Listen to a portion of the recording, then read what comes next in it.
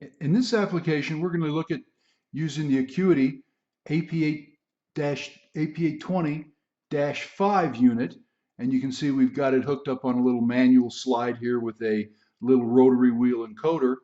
And the purpose of this is we're just going to show a quick 3D scan of a round, sort of rough material. In this case, it's actually a piece of straw from a broom, which is similar to the target that we're going to be looking at.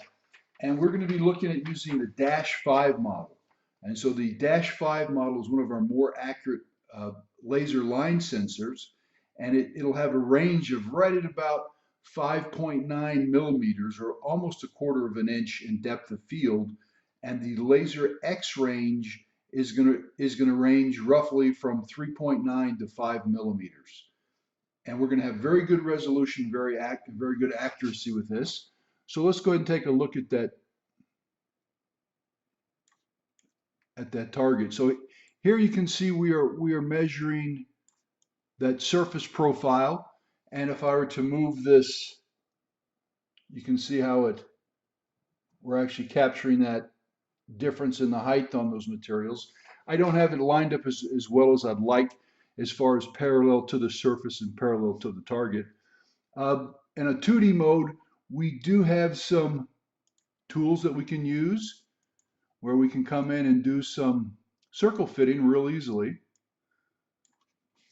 And here you can see over here, I've got it in the radius of 0.46 millimeters. And of course, we have the tools in here to come in, and here we can, of course, double that to get the OD, and we can center it, and we can also have a tear and an offset measurement that we can put in there.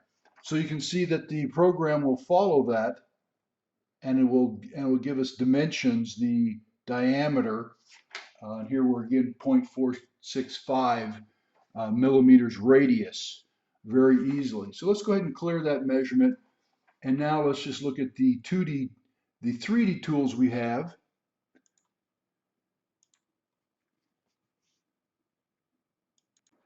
And so here's our 3D tool. And let's get rid of that grid. Just makes it easier to see.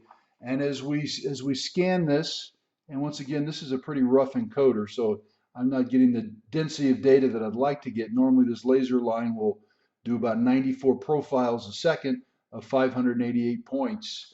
580 points. So let's go ahead and take a look at that statically. And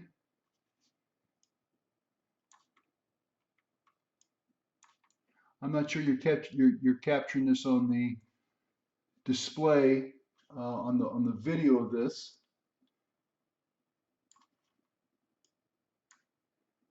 Let's see if we can change some of the coloring on here.